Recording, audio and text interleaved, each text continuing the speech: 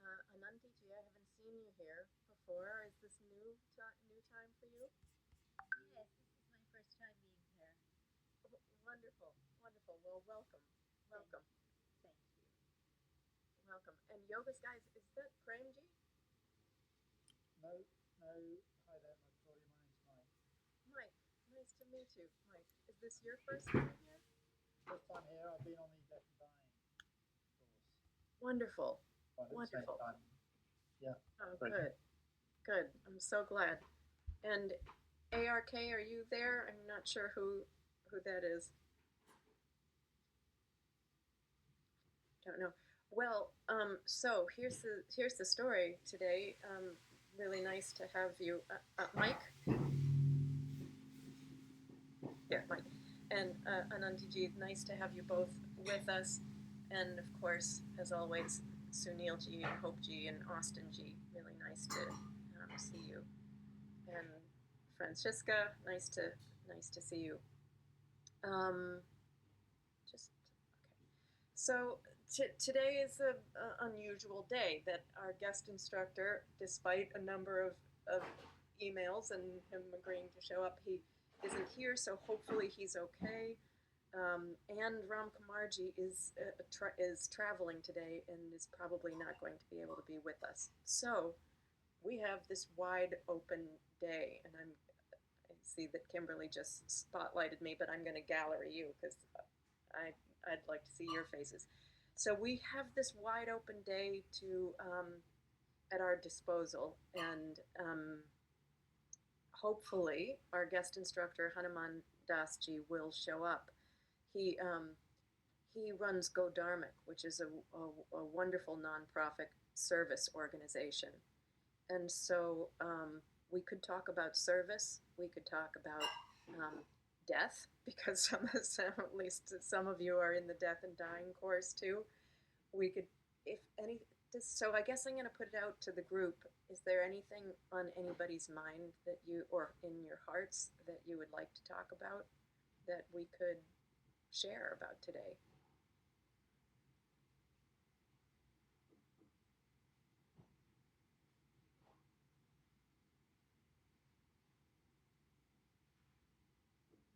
Sunilji, do you have something? Go ahead. Whoops. Gotta unmute. Good morning, everyone. It's wonderful to be here. I mean, if you have some time towards the end or wherever in between, middle, some scriptures like we have not touched in the last two sessions, like Tattvabodha or Yoga versus or anything you like to just open up so that people can just share some of the scriptures. Just a thought. Oh, I would love to do that. What a great thought, Sunilji. I would love to do that. Let me go grab one that I've been working on, and so discuss amongst yourselves, and I'll be right back. I have been very greatly impressed by Claudia G's recommendation when I came to online. She mentioned about Yoga Vasist. I will get that book in a minute.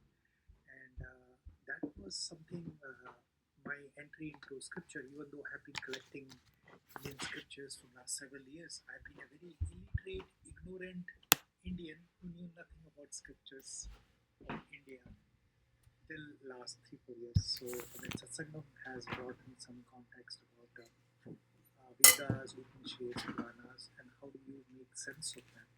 How do you read them? Because all of us are basically scholastic students. We are not Gurukulam students.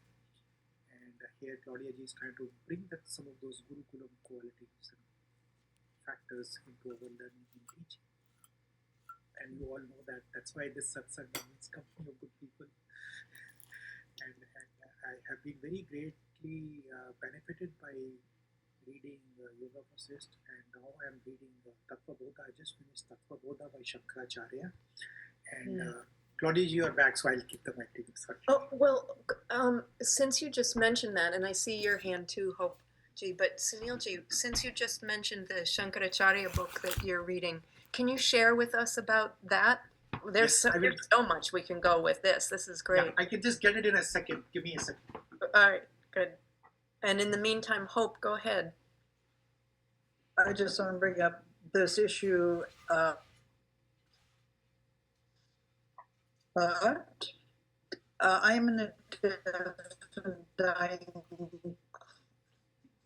course. We're having trouble hearing you, Hope. And Am I the only person having also trouble? am a devotee of. Hope G, I'm Let's sorry. try this. Can you hear me now? Yes. Well, my power is out, and I'm running on my iPhone spot. Can you hear me now? Better, yeah, Yeah, for the moment. maybe No. turn your video off too, just to give you a little extra juice. Okay, we could try that. But I just want to bring up this issue. It doesn't need to be addressed. Is this any better? It's not great, I'll tell you, Okay, but here's the it's issue. possible. Reincarnate. Okay, maybe next time then. Or I'll put it in the chat. Put it in the chat. I was just going to say, great. That's good. Okay. And Sunil Ji, go ahead. Of course, I'm always will be remembering your name whenever this book I look at it. You know, yeah. This book is now it's all. I have started reading it very rigorously. Can you see that I have not moved? I'm only at 125 page in the last. Oh yeah. Oh, 9 months or something. I've read a few other parts, but I'm on page 117 and I've been reading it for 5 years. But I'll go ahead. I go ahead, like I've read every one of those pages like at least once. And then I'll go ahead a little bit and back, but it's so dense. Can I say a little something about this book before we move on from this part? Okay. I will keep that Tattvabodha section. Yeah. So this book, right? I mean, those of you who, does everybody know a little bit about this book? Okay. No. The Yoga Vashishta. I want to cry just thinking about it. So this book is, Lord Rama is a young teenager and he's depressed. He cannot believe the world around him. He can't, like, what is the point of moving on with this? What is the point of becoming king? Because he's supposed to become king, like WTF, what's the point? It's so crazy. And this was back then. Like we think we're crazy now, but people have been doing this crazy thing on earth for a long time. So he's totally, utterly depressed. And this is the story of these sages, especially Rishi Vashishta, who come to his aid and tell him show him, coax him, teach him, tell him stories about the nature of reality until he sees it.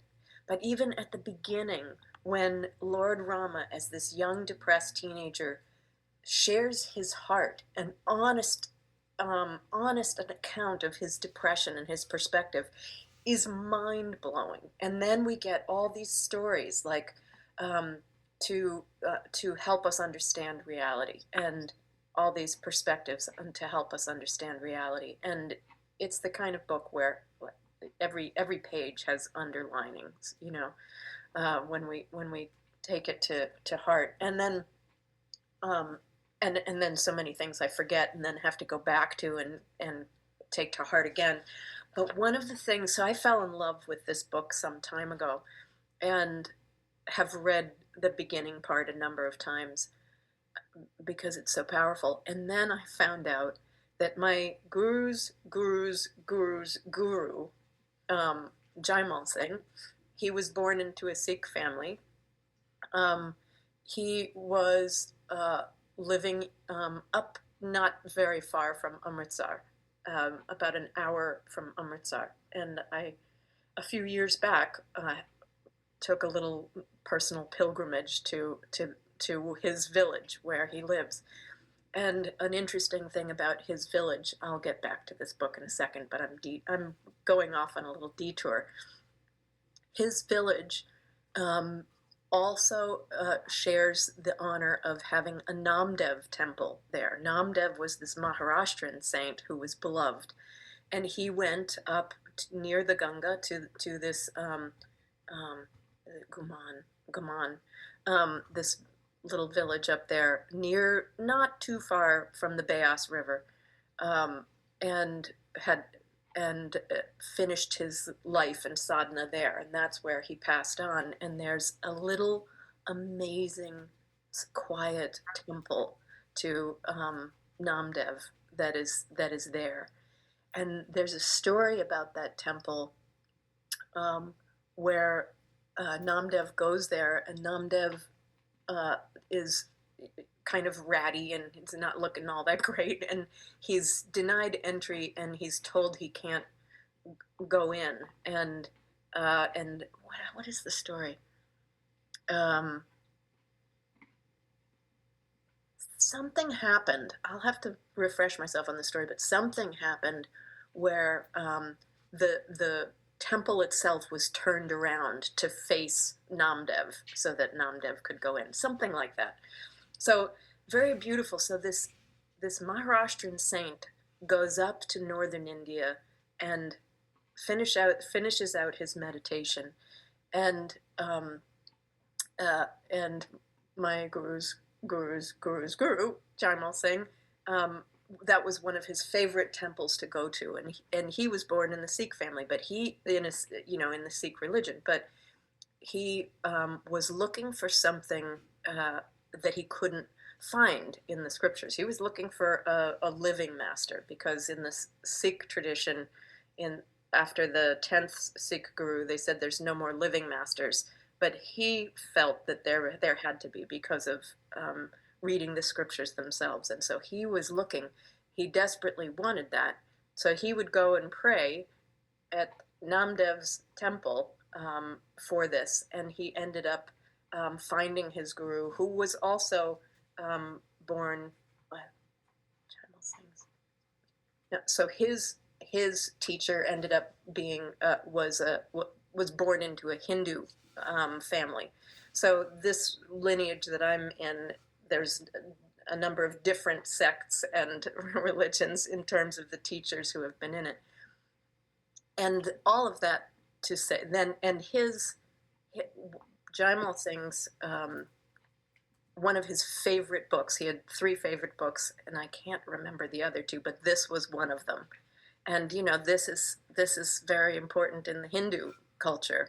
So it's one of those beautiful, this beautiful, talk about Vedic threads, these threads from different traditions, the Sikh tradition, the Hindu tradition, and different places in the country, Maharashtra and the north, kind of coming together and valuing these scriptures no matter which religion we're from. So anyway, that's a little bit about that, and so you held that up, so it got me going, Sunilji. But go ahead and let's move to your book now.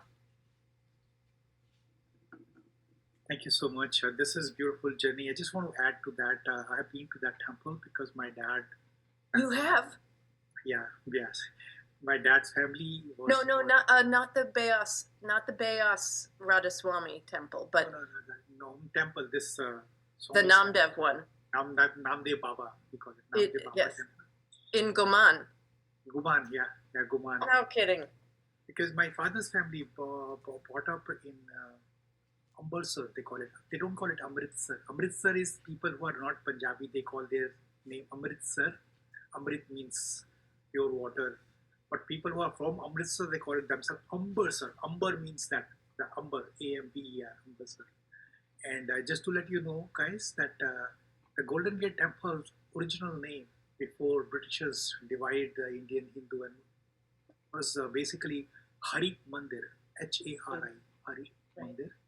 And it became later on different name, because in 1837 or somewhere, 1937, Britishers created a rule called Gurdwara Act to separate Sikhs from the Hindu, and that is where the Sikh becomes totally different. Otherwise, my family, my father's eldest brother was a Sikh. That was a tradition. The eldest son will become volunteer to defend the community. And Sikh means Sardar, means the leader. That's a name. It became a religion later on, and, Right. and my eldest uncle was served, and that is what the traditional in the family is, and we value all religion because Guru Nanak and all the people, they said that every scripture, every religion has Vedic literature, has universal meaning, and that is why we can gain knowledge from everywhere. So beautiful. So thank you so much for introducing me this when I joined Swasthya last year, and I'm still very grateful. But I think now I have it. Now it is connecting dots to many other Veda or Upanishads I have. So that is the thing. Now this particular book is the latest one. I wish somebody had given me this book. We can't see that because I your will tell you name. the name. I will tell you the name.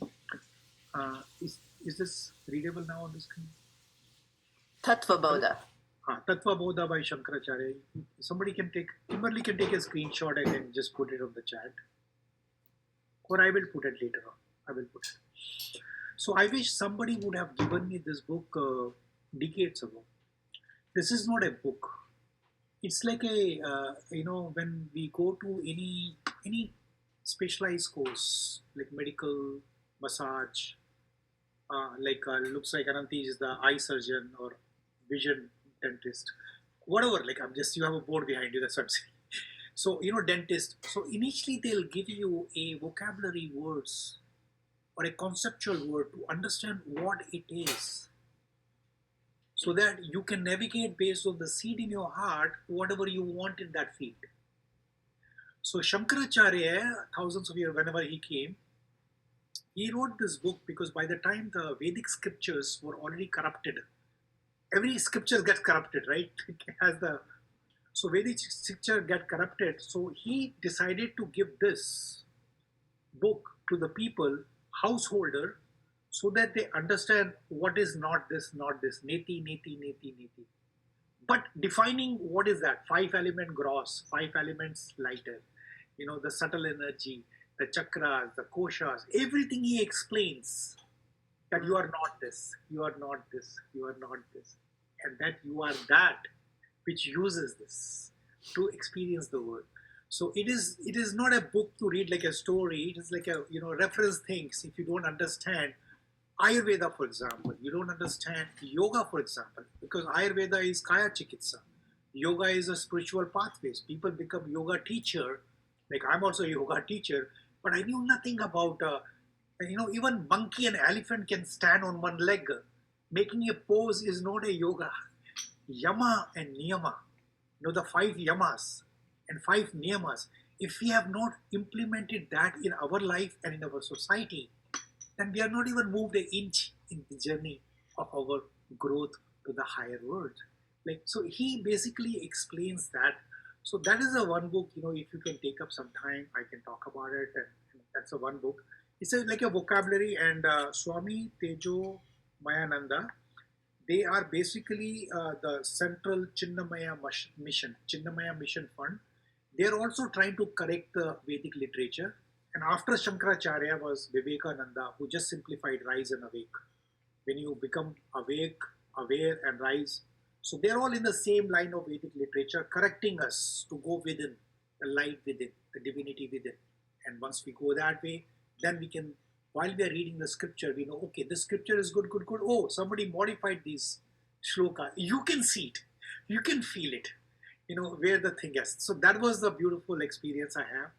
And connected to that, there is another book, another philosophy of Vedic system. You probably know that, Claudia ji, and do not know how many other people will know. That is called Sadhana chatushtaya. In Vedic literature, Sadhana, Sadhana chatushtaya. I will type the name after I'm done. So Sadhana chatushtaya is a toolbox given in the Vedic literature. How do you achieve, by using any path, to your eternal one, to become one with the source, one with the goal, one with the energy. Sadhana means practice. Chatushtaya means becoming expert in your practice.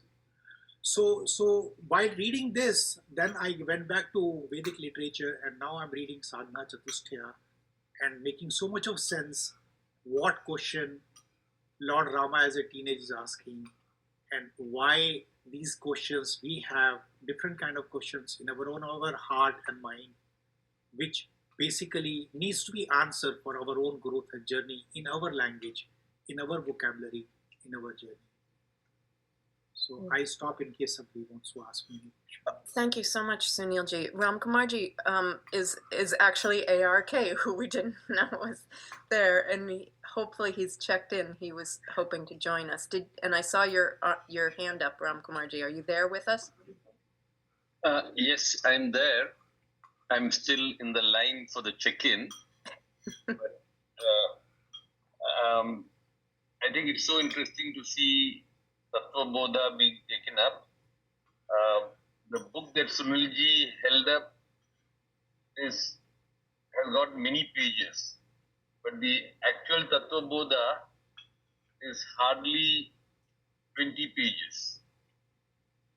This book is an elaboration, a very detailed commentary on a set of questions and answers in the Tattvabodha. And it starts with the Sadhana chatushtayam that Sunilji was talking about. Sadhana chatushtayam is the 4 arms of sadhana, 4 arms of intense meditation or an intense effort to go deeper into oneself. And the very first arm is called viveka, or the discerning intellect. The ability to discern between the real and the unreal, the good and the bad, the true and the untrue. That ability to discern is an important arm of the sadhana chatushtayam. The second arm is vairagya, or detachment. Detachment from the attachment to the senses and the sense objects, detachment from the past, from the future, detachment from the fruits of one's actions. Any kind of detachment is the second arm. Then there is a third arm, which is again subdivided into 6, and it is called samadhi shattam, where it is about gaining control over the mind and the senses and getting established in one's dharma. Since this session was supposed to be on dharma and seva, this seems quite appropriate that Sunilji has brought this book up, because in this Samadhi Shattam, the third arm is about being established in one's own dharma unwaveringly, and then going to any length while established in one's own dharma to realize the higher goals. So at that point, one is becoming very tolerant of pain and pleasure, grief, sorrow, etc., and is completely aligned with the words of the Guru and the scriptures in order to have that undivided focus to reach our goal. And the final arm is called mumukshatvam, which is a burning desire for moksha. Only if that burning desire for liberation or moksha is there, can we actually proceed on this journey unwaveringly. So all of this is explained very beautifully in Tattvabodha in the form of primarily questions and answers. It is a book of definitions. It defines each of this very clearly. And so yes, thank you Sunilji for introducing us to this book today. Thank you. And Ramkumarji, Austinji has a question for you.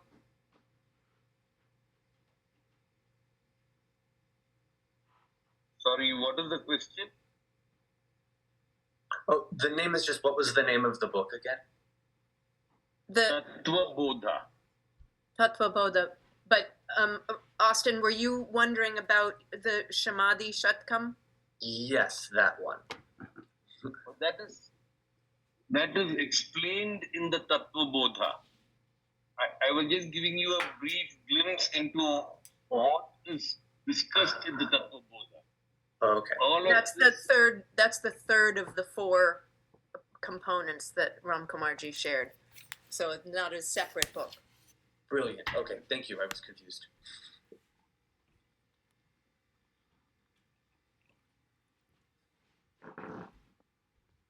Thank you, Ram Kumarji. Sunilji, anything else about that? I've shared those details and I've taken the pictures and I've just shared it on the chat. I hope people can see those pictures, and the big picture.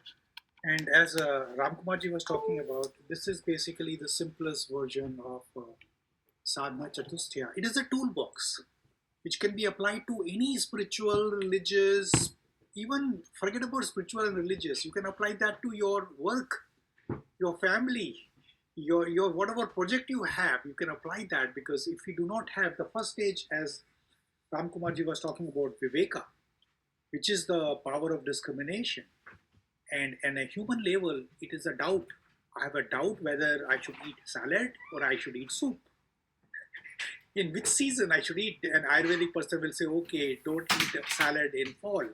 But a person who does not know Ayurveda, he will say, okay, salad is more expensive than soup, so I will go for a soup in Wawa than salad. Salad is more expensive. So that is a doubt. For that, you need to have a discriminatory power. But when we go ultimately in Tattvabodha, they talk about doubt can only be resolved when we have reached the level of viveka or power of discrimination, so that we know what is eternal and what is not eternal. What is everlasting versus what is temporary. What is Maya means illusion, what is permanent. So that level of discrimination, if it is not there, I'll give you one simple benefit of this. Even though this is, you can all read it at your own time. I had a challenge in my life where I had been hurt by somebody, and without me doing anything in my entire life, everything was destroyed, whatever I had in my life. So I had that somewhere grudge or heartache or revenge or hatred in my heart. So this particular book, which explains Sadhana chatushtaya, says that if your heart has any such elements of anger, hate and all, the first thing you will lose is viveka. Once viveka is lost, forget about your material progress, physical progress, intellectual progress, leave aside your spiritual progress. So first and foremost, clean the heart before you do anything else, and build back the viveka in our heart. Just a point. I'll stop it here. Well, there's no particular need. Do you have to stop? Do you have other things you're saying how we can apply of these things in our lives? Can you share how you have done that with some of the other points? Oh yes, beautiful. Yeah, that is very nice. Let me go back to Tattvabodha. So anybody who believes, as Ram Kumarji was saying, that there is a Sanskrit shlokas, and then the whole book is just pages explaining in 4 pages that Sanskrit shloka, or 2 pages. So actual book is only 15 pages, or less, not even 10 pages shlokas, but which has been explained in 132 pages, right? It's a very thin book, can be kept. So beautiful thing about this book is, if nobody has ever studied any Veda, Upanishad, Purana, Ayurveda, yoga, meditation, nothing they have studied, and they're scholastic like me, I was scholastic, start with this. Start with this, and Chinmaya Mission has done a very good job. It is very cheaply priced. Cheap is not the word I should be using. It's a very valuable book. It's like, 125 rupees in India, which is not even $2, so that masses can use it. Okay, and this will give you example of connecting anything in the world with 5 elements. For example, what are the 5 grosser elements? Everybody knows that, this is space, this is air, this is fire, this is water, this is earth. 5 elements, right? So you will understand the grosser element. The lighter elements, the qualitative aspects of space means in love you need space. Air means, mobility, your thought moves, your mind moves. Fire, the power of discrimination, like viveka, intelligence, bright, brilliant intelligence is a subtle element of fire. The water, that love, that affection, that compassion, that element of love, which is watery element, which is a subtle element. Then earth, that stability, the determination, the devotion, the dedication. So I had known those things, but they're connecting me. But there are things like, the different koshas. We have different layer in our body, the Annamaya kosha, the food kosha, the Pranamaya kosha, the energy koshas, the, Vijnanmaya kosha, the knowledge, bliss, all those things have been explained beautifully to the layman. And then you have a different chakra systems, different elements, how they interact with our body, life, and consciousness. Once you understand this basic definition, I only gave you example of Ayurveda related elements, but they are there for anything and everything you do in your life. So this particular key can open millions of doors, millions of locks. With I don't even know what all locks it can open because it has answered. Connecting dots. I have been collecting last 4.5 years all Veda, Purana, Ayurveda books, all types. Whenever I go to India, 2 suitcase, 70 pounds, I will bring those scripture from India. I'm able to make sense. I'm able to make connects not only with the Vedic scriptures from India, but also the scholars who have written books in Bible. I've read the whole Bible, James version of Bible, and connecting dots with this. I've read Quran and Bible and Chumash and Tanha and I Ching. They're like one father is giving lecture and his 3 or 4 or 5 sons are sitting in front of him and they're just taking notes in the mind and whatever notes they are taking and then go and create different religions. I'm able to map the plot and the story which has the same character names, whether it is Bible, Quran, Chumash, Tanha, I Ching. So this is the kind of book it is. It's a very fundamental book, and once you read this book or have this book around you, then you will be able to pick up any spiritual book or for that matter any good person book. If you want to listen to Muji is a person who speaks, about spirituality.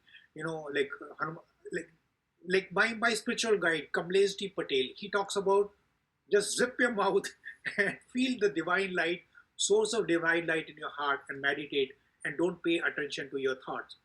You listen to any other person in like Eckhart Tolle, you can listen to, Claudia G or her book of, balance your hormone, balance your life. For that matter, any subject topic, you'll be able to connect on. So this is so wonderful. I have the blessing and honor to just share that with you all. And I'm so grateful that I got this book. Better late than never. I got it late, very late in my life, but this should be in everybody's desk if you are in Satsangam. That is my suggestion. And if anybody is coming from India, buy 100 copies for me. I'll buy it for you. I'll pay for you so that I can pay forward these copies for people in Satsangam. If anybody is coming from India, I'll pay for it. If they can bring it, and we can give a free distribution copy to all the Satsangam members, past, present and future. And of course, Sadhana Chatushtaya is a very long subject. We will not be able to cover, except that I send the picture. I've taken a picture of the whole grid, what Ramkumarji was talking about. It has, as I was talking about, in IYAT and all the other places, their focus is only on standing on one leg and one hand and balancing, things like that. That is not yoga. Yoga, when they talk about this book, the first is Viveka, second is Vairagya, which is detachment. Detachment, they have defined what different kind of detachments are there. Detachment does not mean leave your responsibilities, leave your dharma, go away from home as a, metric and run away into forest. No. You have to do your job for which you have taken the birth in this life. You are responsible for your feeding, your good health, and your community, responsibility, family, etc. And then do things, not material things in a detached way, spiritual things in detached. Like Lord Krishna says that you're responsible for your action, but not from the fruits. So Kamlesh Patel explained using Sadhana Chatushtaya, says, no, that is not correct. If you are working to be a MD doctor, you want to become a doctor, you want to see that result. If you are cooking a food, you want to taste that food. You are responsible for the result of the work you are doing in the material world. However, in our journey, to become one with the God, one with the Lord, one with the spirituality. That is where our efforts are in our hand and results are not in our hand. So the Vairagya is explained in Sadhana Chatushtaya very clearly. I understood that from there. Then the third thing is Sat Sampati, which is called spiritual attainment. How do we move from a animal human being to human being to elevated human being, inhumane to divinized human being? The whole toolbox is there, so that we can observe ourselves that, okay, this is this is where my energy of anger came in, or this is where my energy of passion came in, which cannot be destroyed. So this anger energy converted that my behavior, and I scrapped that paper, or I shouted at the person. So can I correct my behavior to the energy I am doing it? You understand? When we start observing ourselves in Sat Sampati, the spiritual attainment, then we say, okay, this is not permanent, this is temporary, or this is lower level, or this is higher level. I'm using my Viveka now. Or I'm using my Vairagya, means detachment, where I'm observing myself by removing myself away from myself. It's such a beautiful way of looking me as if I'm not this, I'm not this, I'm not this, that person is observing me. Okay, now this thing made me angry, and because of that, I have taken a revenge, or I've thrown the ball or paper ball at that person. How do I correct myself so that I can achieve slowly spiritual attainment? So I then become animal human being to humane to divinized human being. And then all the people we respect, like we respect Ram Kumar ji, we respect Claudia ji, we respect all of us who are here. So we can imbibe their qualities by comparing our deficit and becoming them as a role model and elevating ourselves as a human being, not to get any certificate or medal, just to be at peace with ourselves. And the last section in that is like, which is called Mumuksha. Mumuksha is, there is no limit to liberation. For example, Babuji and Lalaji and Chariji has talked about many things, like, there are 25 circles, one way of representation, there are millions of ways of representation. Each religion has their representation, and they're all right. They're not wrong. They're different point of view of the same object. So there are 5 circles you have to pass through, which is called Maya circle, illusion. And then there are 11 circle of ego. I was always used to scratching my head that we are so carried away by 5 circles of Maya that we are always worried about it. There are 11 circle of ego. I've got rid of my ego. No. I've not got rid of my ego. Every time I thought I've got rid of this level of ego. So no. I still have that ego. So that endless 11 circle of ego, which Kabir has said very beautifully, that when you are going in the kingdom of the God, the path is so narrow, there's only one person can go, either you or the Lord. So I have to go completely. So that is again 5 plus 11 circles, and the total 25 circles. So Mumuksha has the different ways to see how we can liberate. Liberation does not mean you reach bliss. Bliss is also a very small thing in Sadhana Chatushtaya.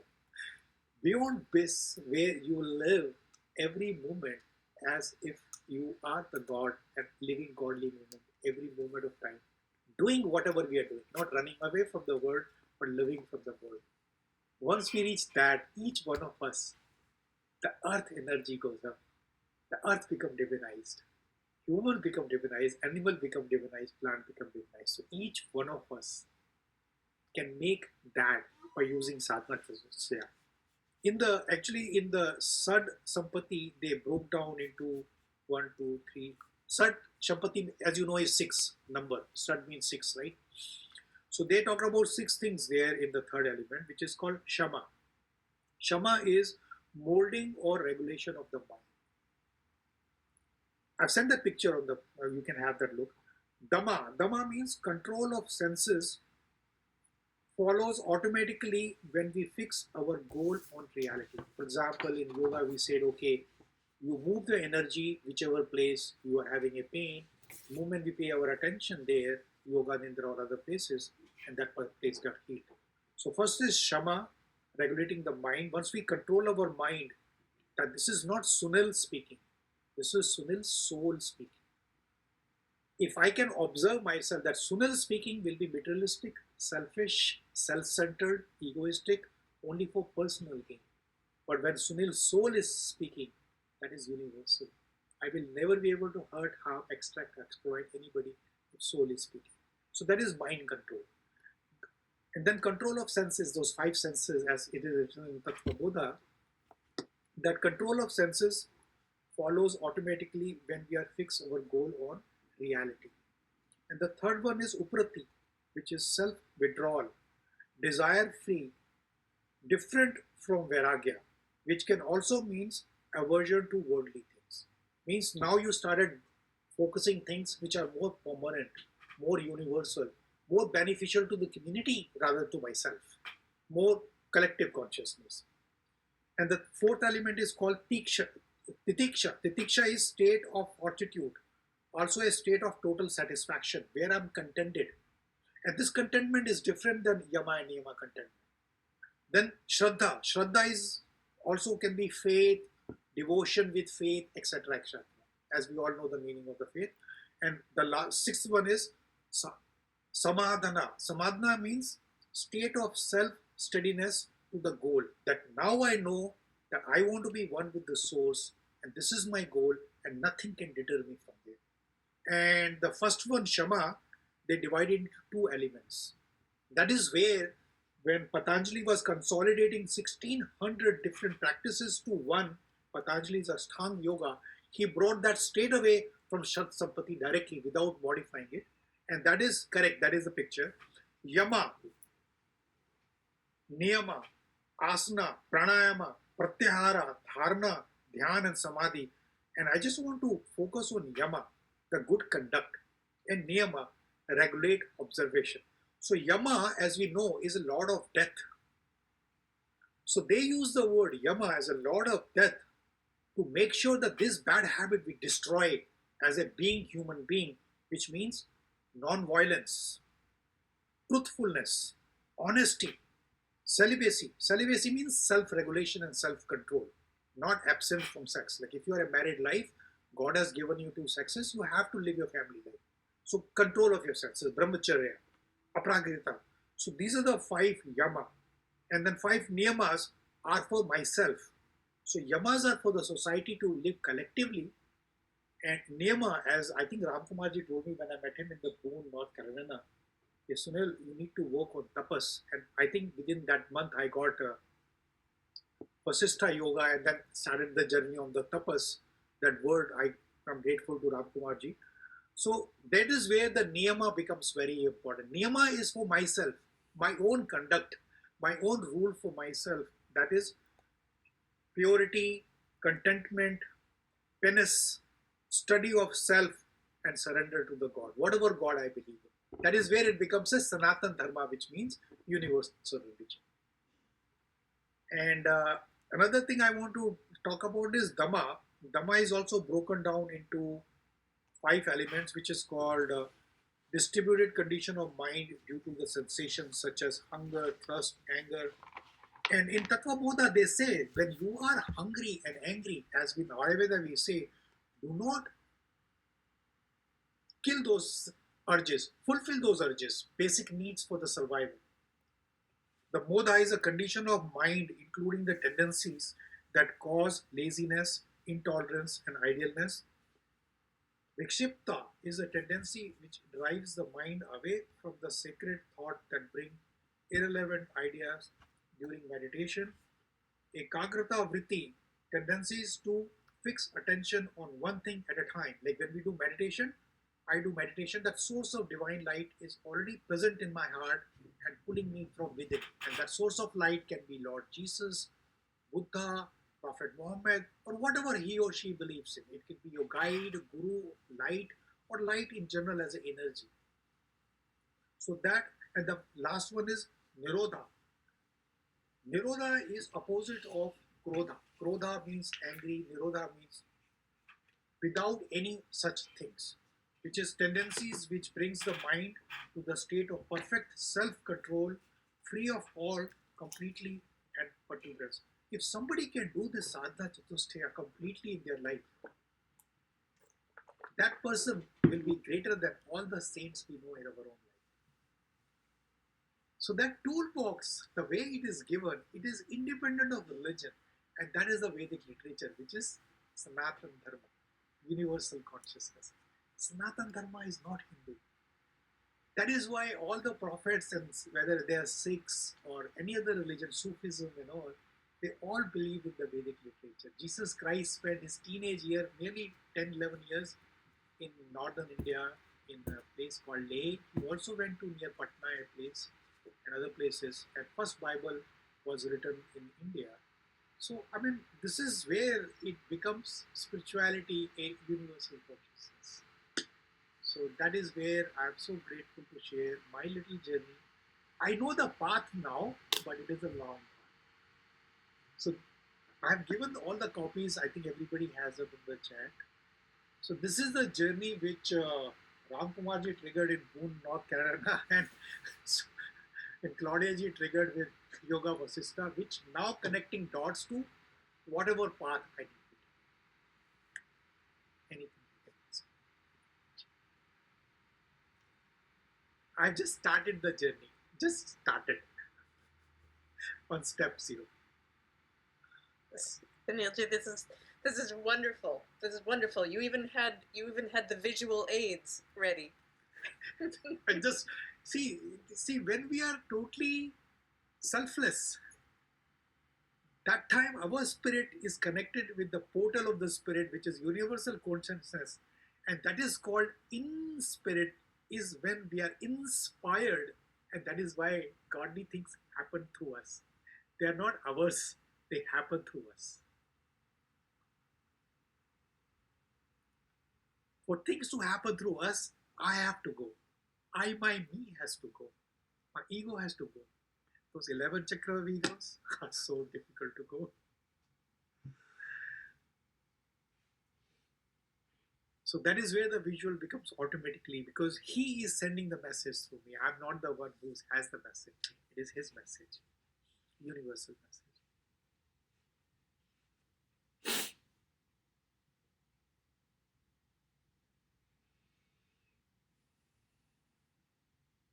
Well, does anybody have any questions for Sunilji?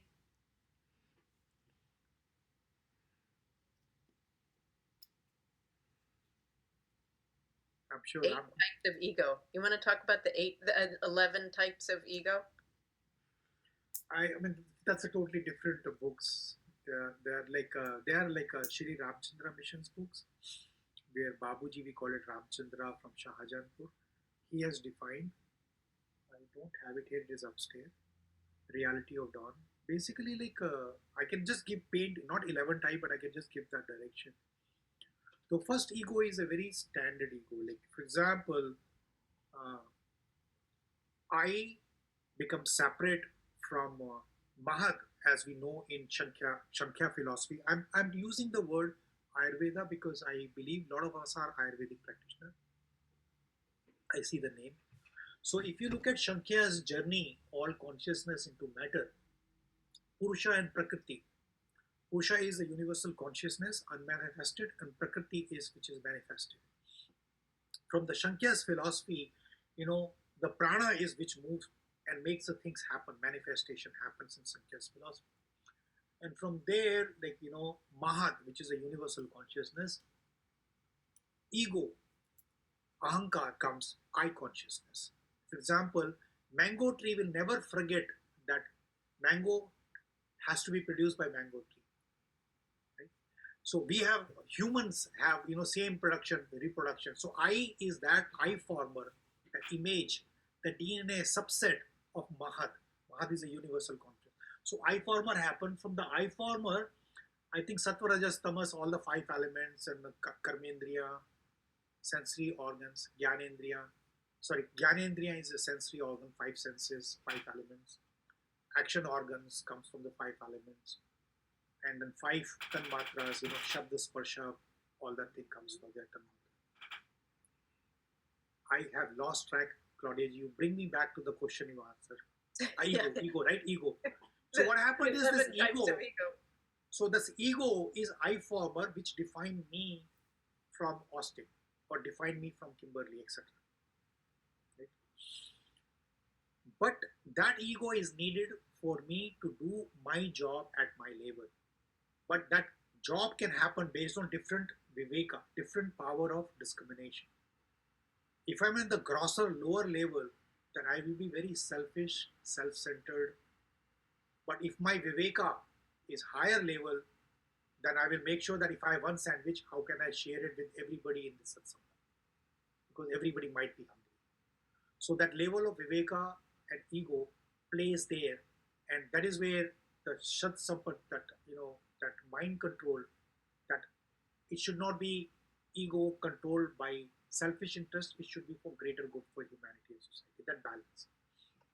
The next level ego comes is mental ego. I, my, me, knowledges, possessions. And Yama and Niyama talks about some of those. How do you control that? No hoarding. Yama and Niyama talks about no hoarding, no excessive hoarding. Contentment means once you got your meal, be happy. So that is a second level of ego where I, my, me levels are controlled, and you see where you draw the lines, what is genuine versus not genuine. Third level of ego is more like a dominance, power, subtle level of energies and control. You do that, right? Like for example, I used to be a person who was very quiet till I went to engineering college. Then in business school, we had a concept because it was set up by Harvard in 1960, and that is why all the Indians in Harvard are from my business school. So there they talked about CP, class participation. 25% marks on every subject is class participation, where you have to do some BS. Sorry to use the word. BS is not bullshit. Of course, you can use that as a bullshit. It's also a belief system. You just rattle down your belief system to the class, every subject and topic. So I had to speak. So I started talking, and then I went to the other extreme of talking. So that was a third ego, where you watch people, keep your heart open so that you can see when to stop. If somebody has a thought in their heart, receive that thought and just shut up. That's why I was stopping previously, because I felt some people wanted to stop and they had something to say. So that's a third level, and it goes on like this. Ahaṅkāra is a identity. For example, it initially talks about in Sajma practice, heartfulness practice, they talk about first your goal is to be one with the source. That itself is a desire. And you're trying to get rid of the desire. Now you have a desire to be one with the God, one with the Lord. Is not that a paradox? And then after some time, even that desire has to go. So there is no level of subtleness where cleaning needs to be done. Clean. So in my practice, every evening I spend time to clean my impressions I have gathered, because my impression creates my likes and dislikes, and my likes and dislikes become my prejudices, and my prejudices takes me away from other heart, because now I'm prejudging. Oh, this person is Spanish, this person is Mexican, this person is Italian. So I have prejudices. So, and those create ego, power play, ego play. So how do I clean all my impressions so that every moment I'm fresh, I'm alive, I'm living in that moment with the souls around. So once I start cleaning, so all the impression of the day I have to clean, which is very difficult. And that is where your ego level 4 to 11 becomes dominant. So many egos. I need to wear this cloth for this satsang. I have to go for this meeting with this uniform. I have to say this. This is all coming from ego. So cleaning, I do very simple thing. Somebody has asked me questions, so I'm taking a detour. I'll come back to the ego. So I just sit with my eyes closed and assume that from the head of my head, back of the head till the tailbone, and all my shoulder, all my back, there's a smoke and vapor is going out in the form. All the impressions are going out in the form of smoke and vapor. And after I started getting the thought that all the impressions, whether they are good impression, I might have given lunch to 20 people who are homeless. That's a good thought, but it is creating again an ego. Oh, I gave that 20 people homeless this food. So I, my, me. So even good thoughts or bad impression, everything has to work. When you clean your house, you don't see that there is a chocolate piece lying there or a dirt lying there. You just clean up the house completely. So I do that, and once I get the thought that all the impressions are going back of my mind, if I'm able to concentrate and feel that from my center of the body, then I accelerate that pace. And towards the end, I said, okay, all the impressions are left, whether it is a fight with somebody or, disargument with somebody, everything has left my body. And then I feel that source of divine light is coming into my heart from the front in that vacuum, which is created by all the impressions are leaving. And I conclude with a firm assumption that my cleaning is complete. That is, I do every day evening before dinner, preferably before my evening meditation. And I also do temporary cleaning. For example, if I'm going for a lunch with say Pooja ji, and waiter did something and spoiled the water on her dress, and I felt a little upset and angry, but I controlled myself. So I am now that impression I've created that waiter did not do a job properly. So I immediately go to the restroom, sit in the toilet, and I do quick 5-minute cleaning. That whatever has impacted me has left my body from the back, and my cleaning is complete, and I come back. So I watch my impression not to become my likes and dislikes, which will not become my prejudices. So I can say that in the last 20 years, after this practice, last 4 years, I have got rid of 60% of my prejudices. So can you imagine so much of BS I still have, even doing for decades? So that is the ego. Ego is very, very, very, very. And in America, people say, I have to pay my bills. I listened to Claudia G's conversation when she came back from Mexico to US. And she was talking about, how much we should charge for our Ayurvedic practice, whether we should charge a fixed fee versus donation. And she came out with the donation, and it struck my heart chord immediately, because she said that very clearly, that it was proven in her experience whether she said a fees or a donation amount was the same. Right, Claudia ji? Right? Yeah, So, in New Mexico. New Mexico, right? You mentioned that. I remember.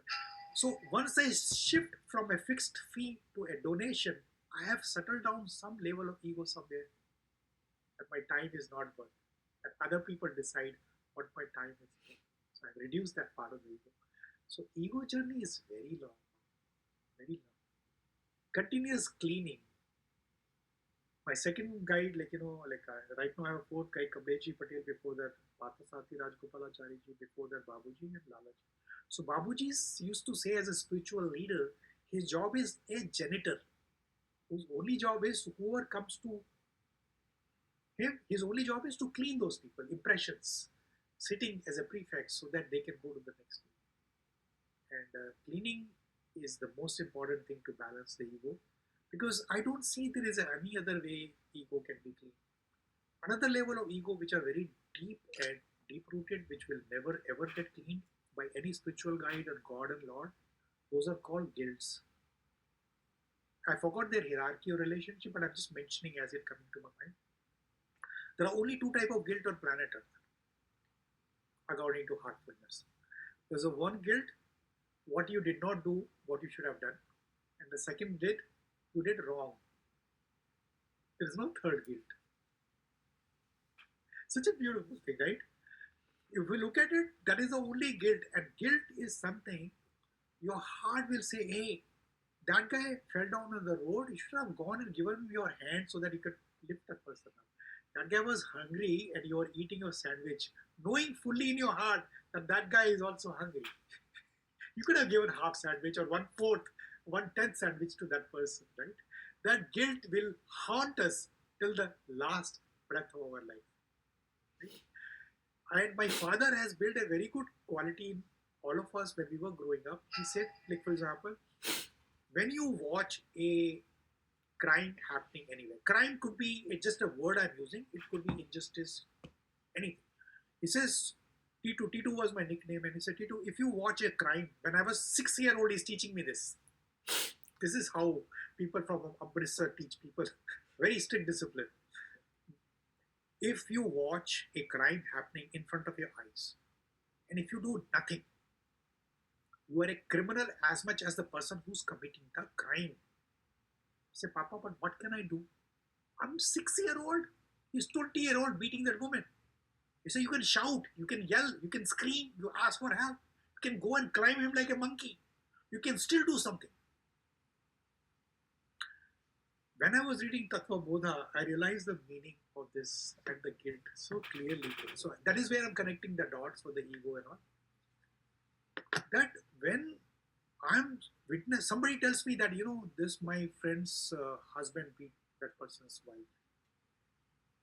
And I do nothing. I just become a messenger boy or messenger girl. Go to 10 other people and just spread the rumor about this boy. I'm not doing any help to the universe. And I will have this guilt. And the situation will become worse. Now I'm spreading negative energy as a messenger boy, messenger girl. Instead, I said, okay, nobody is doing anything. The least I can do is call 911. Anonymous call, this house, this injustice is happening. Do something. At least I will not have a guilt that given the scenario, I take that. So when we look at the prejudices, likes, dislikes, and impression, they're all impression of the thoughts. How these thoughts are manipulated by us. Nobody is responsible but me for my life. I cannot point finger to anybody. Whatever good and bad is happening because my allegiance to my thoughts. What is my allegiance to my thoughts? Whether I'm giving allegiance to those selfish thoughts or my allegiance is to my selfless thoughts. And thoughts are the impressions are the likes and dislikes and prejudices and guilt. Then it goes on. The whole life goes on. And we have tools like Veda Upanishad where they have given us Sadhana, chatushtaya, yama, niyama, all those Satsampatti, everything. How I can become a better human being. So today my goal is every day how I can become a little bit better than what I was yesterday. That's all is my goal. Now my goal is not to become a spiritual person or bring swasthya to the millions of Americans. All are gone. I just want to be a better human being than I was yesterday. Whether I control my ego or my prejudices or my thoughts, or I may do extra Surya Namaskara, sun salutation, or I do extra breathing pranayama in the morning, or I eat right, breathe right, I put positive energy to the universe, that everything in the universe is becoming better. People say election results are bad. I said, no, I don't think in the last 4 years we had food prices doubled. I don't think our housing rents mortgage went up by 60%, highest in 4 years in the history. Maybe this person will do something. Always be optimistic and hopeful. Positive energies, right? So, I just want to be a better person every moment. Positive energy, positive thoughts. What can I give? What can I serve? Who can I love? Who can I help? What can I have which can become useful more to somebody else than what I have in my hand? And if you look back to our rural people, whether in America or in India, they are all like that. They already PhDs in Sadhana chatushtaya. They do that. When people make sandwich shops for homeless in Portland, Oregon, they're doing that without reading the Sadhana chatushtaya. When you see people feeding people in New York City, soup kitchen, they're doing that. I've seen people in the villages, they go and help some elderly person, hospice care workers, they do that. But it is also documented in Sadhana chatushtaya for intellectual people like me who came from holistic background. If you are heart driven, these are natural beings. If you are mind driven, then Shankaracharya will help.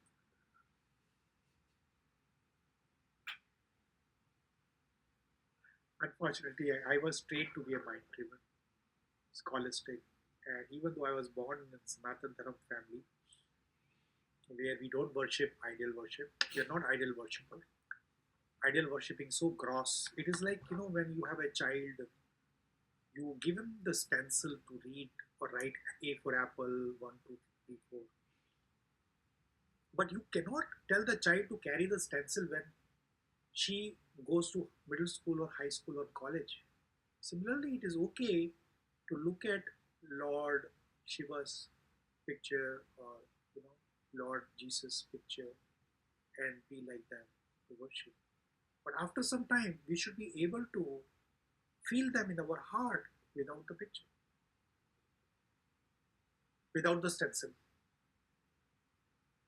But my Western education, engineering, masters in technologies, and was took me away from spirituality, made me a mind-driven person. So very late in my life,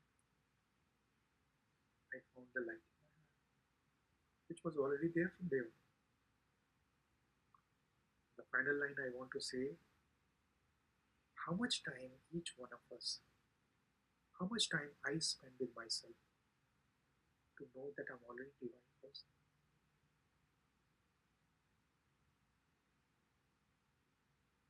How much time I spend every day that I'm already a divine person. When water needs to be made pure, what do? We just remove the impurities. Water becomes. So we have these layers of glasses around us, impressions, filters, shades. Just get rid of them. We are pure within already. We don't have to go there. We are a pure human being. We are a divine human being.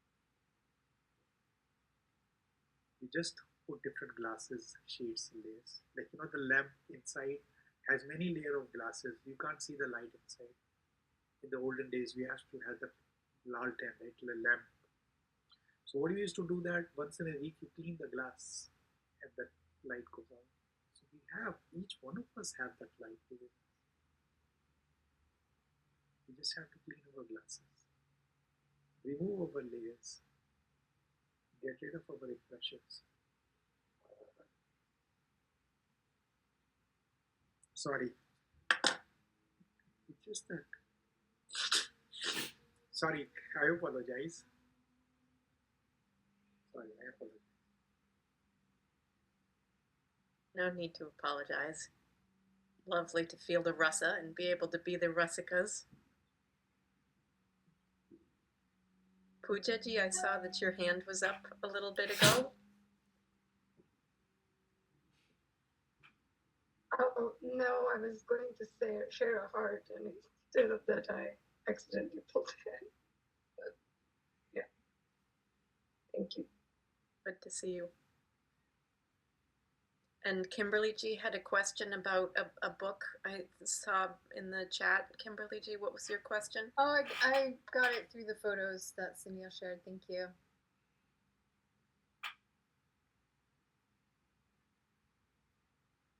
Yeah, for folks listening to the recording, it was the title I was asking about. It's Yearning of the Heart. Well, it's kind of a gift to us that our guest instructor didn't show up today.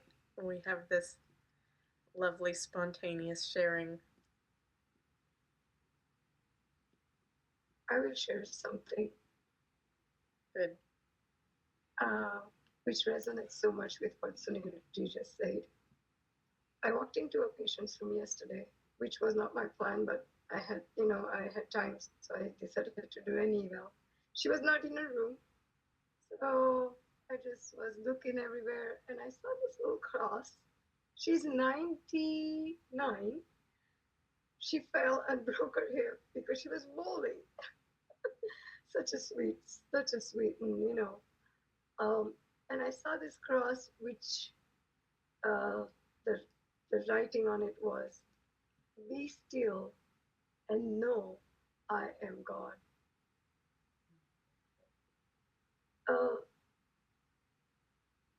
And I was like, you don't have to be Hindu to know who you are, who the Lord is. You don't have to be religiously identified. It's universal. It's the one and only thing. So yeah, just came up yesterday and I took a picture. So, yeah.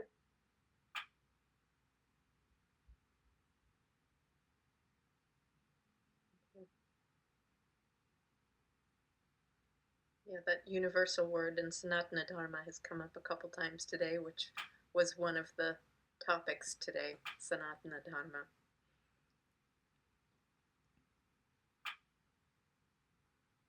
Well, does anybody else have any texts that you're looking at these days that are that you'd like to share with us?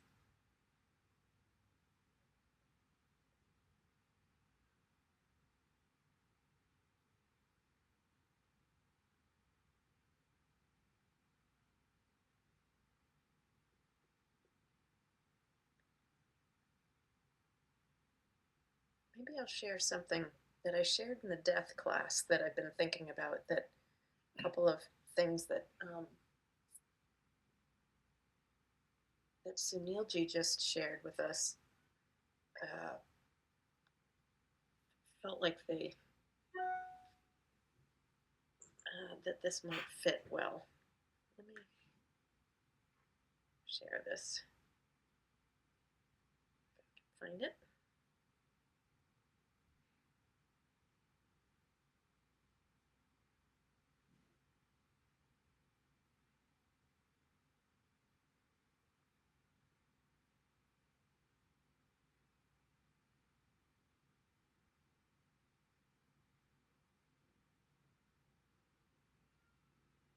Can you see this? Yes. Right. So I've been really struck by how Sankhya philosophy is this incredible hanger on which we can understand both the microcosm and the macrocosm. And I'm going to assume that everybody has some awareness of Sankhya philosophy. Can anybody just, I can't see you because I've got my screen up, but can anybody say if you don't know what Sankhya philosophy is?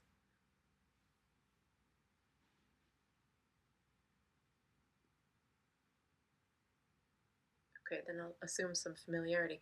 So, I was sharing, I drew this picture during the can you see all the background crap, or can you just see the picture? Just the picture. Oh, good. No, I can see the back. Oh, like, okay. There's a lot going on in the picture, but all we see is the whiteboard. Yeah. Okay, good.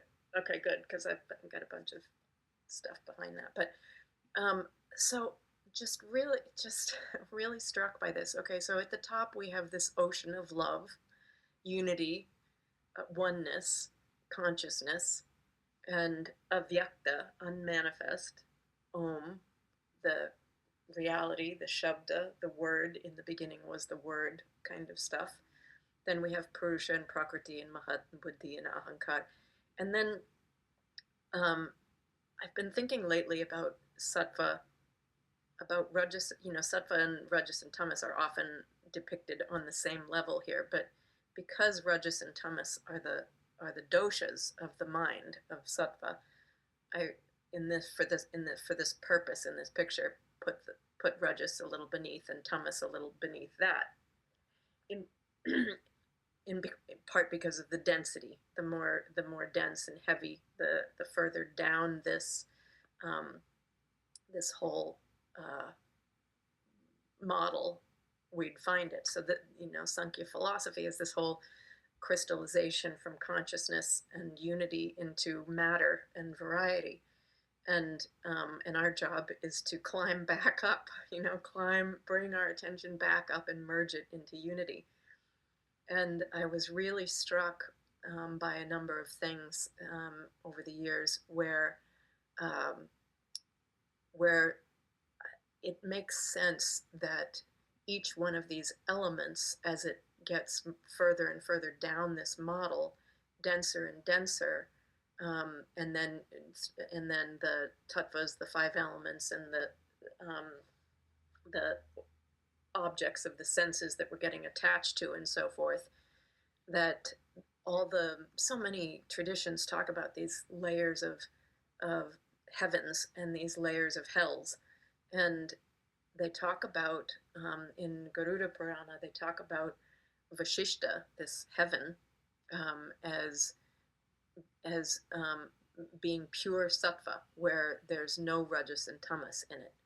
But then there's these other layers of heaven in other traditions and teachers that talk about, that are higher than sattva, that we're supposed to overcome sattva as well as rajas and tamas to get to this higher level of unity. So there's all these layers of hells that we create for ourselves right here on this planet. And the more rajasic and tamasic we are, that's what we're creating for ourselves. That's the world we're creating for ourselves for the hereafter. And the further up along we get towards unity, higher up in the organism, the higher we get towards enlightenment, the more we move towards unity. And so that struck me about that there's all these layers of hells. The more tamasic, the more rajasic, and as we climb out, we get into these different layers of hells and then heavens. And then so Sankhya philosophy is a model on which to place that and visualize it. But also the human being themselves can be placed over this model, where the third eye leads out the Sahasrara, the crown chakra, and as our attention falls into these different centers, we ourselves are falling into these different levels of rajas and tamas and different levels of hells and heavens in our own being. And so when Sunilji was talking about that, I was thinking about, 11 types of ahaṅkāra. You could kind of imagine all these different 11 types of ahaṅkāra, a little higher, a little lower, a little subtler, a little grosser. If we're having any human organism functioning, there's going to be some level of ahaṅkāra going on, but those different levels. So I've been thinking about that a lot, and looking at when I get upset about something, where does my attention go? Where do I see my consciousness? Where do I feel my consciousness? Oh, I'm so upset. I'll feel it in my heart. I'll feel it in my gut. I'll feel it lower. I'll feel it in my lungs. I'll feel it in these different places. And if I think of my body and my pranamaya kosha, my koshas kind of overlaying Sankhya philosophy, it's my job to pull that focus up. We talk about grounding ourselves all the time, but there's also this real, it's so easy to let something fall, gravity, and it's harder to pull it up sometimes, unless sometimes I notice with working with prana is like a balloon. It just naturally will go up if I'm not in the way. So some of the issue might be like pulling the attention up and fixing it at some place higher, and I can feel when my identification process follows that I'm not stuck in a more rajasic or tamasic place in my etheric body. But there's also the idea of just getting out of the way and letting the prana move things up, and it will if I become really quiet. I don't know if that resonates with some of the things you were saying, Sunilji, reminded me again of this overlay. And one of the things that I read in Garuda Purana and have heard referenced in other places, but I don't remember where, is how every part of the body is related to a planet or a place or a certain level of rajas or tamas or sattva. And so the body itself is this whole universe that we either know or we don't know, and our job is kind of moving through that. So very right, Claudia ji, because The cleaning, I mean, from last 18 years of, not 18, some seniors medical, somebody told me that I'm very dominating. But sometimes when you're doing a global projects, you need to be dominating. In the sense you have to say, okay, we take this, we drop this, when you're making seasons. So I said, okay, I made my password as to be a good human being. To be a good human being as my password. To see where, and I started studying, where is this going, as you're saying. I did not know that time planets and all. But today I know, after reading Vedic structure, that planets are there in different part of our body. We are microcosm of the macrocosm. We are also having emotional store in different body organs and systems, as we learn in Ayurveda. So where do you keep these different thoughts, energy and vibration? So this particular method which I talked about basically doesn't even pay attention to where what is happening. It's in general, you're just sweeping this out of your body. Make sense? So otherwise, how will you clean out each emotion from your lung, from your heart, from your kidney, from adrenal? PSOS muscle is holding that trauma, etc., etc. Like it's so complex to know that whole map.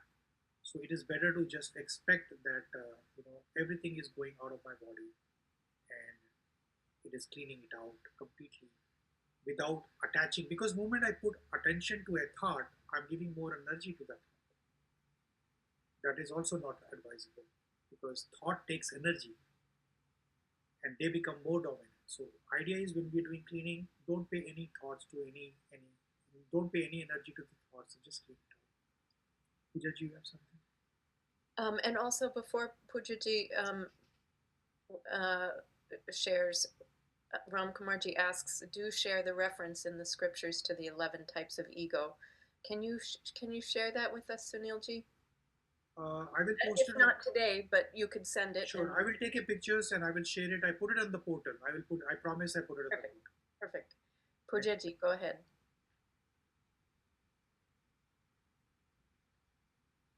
So, Pujaji, we can't hear you. Maybe try to. For yogas, I think that. Pujaji, try turning your camera off. We're having a hard time here. Can you hear me? Not very well. Can you try? Oh. Yeah, there you go. Try turning. How about that? Can you? Let's try. Yeah. Okay. Can you hear me now? Okay. So, like in all 4 yogas, like Bhakti, Kriya Yoga, Karma Yoga, and Jnana. So, I think every yoga has its own way of cleaning. I found Bhakti Yoga as my personal way of cleaning, which worked very well, along with other too. The surrender, to accept, to see that whatever is there is universal creation, and it's not me who to say that it's good or bad, or it is what it is, and not labeling it whether I'm liking it or not, by surrendering it to the God or whoever your Ishta or whoever you pray.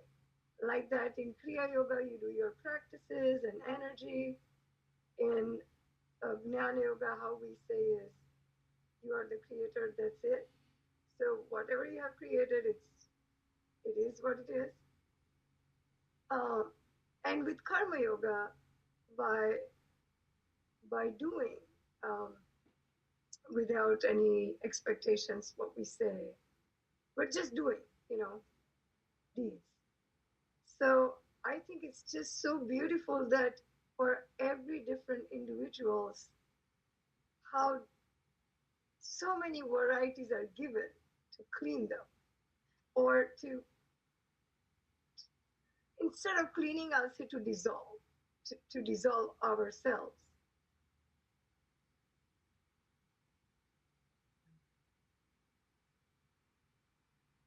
Thank you so much, Pujaji. Yeah. Thank you. Thank you. so much. Well, thank you, Sunilji, for sharing so much with us today. It was really beautiful, and I will also plan to reach out to Hanuman Dasji and invite him. Hopefully, he can come in December. I don't know what happened today, so hopefully we will get to enjoy his company soon. But what a beautiful day, and welcome so much, Anantiji. You're so welcome, and Mike G. Very nice to have you here, and Francisca. Very nice to be with everybody, and nice to see you, Judith, and Hope, and Anastasia, Kimberly, Boston, Pujaji, Ram Kumarji, happy travels. Kimberly, you want to take us out? Sure, yes, thank you. So, one more thing that I have to mention. Remember that, and this is in your classroom notes, but this will be very easy to forget. In 2 weeks from now, our next session is at a special time. This is the first time we've had to do this in, I think, 2 years. But Rose G will be sharing about Lal Ded with us, which I am so looking forward to, God willing, and she's looking forward to it too. Abhinava Gupta and Lal Ded. And she is in Australia, and so we have a special time, which is going to be 8 p.m. ET. So instead of 10 a.m. Eastern Time, it will be 8 p.m. Eastern Time. So please keep that in mind. And it'll be recorded, so if you can't make it, you can see the recording. All right, thanks. So we'll close as we began with just a few moments of silence.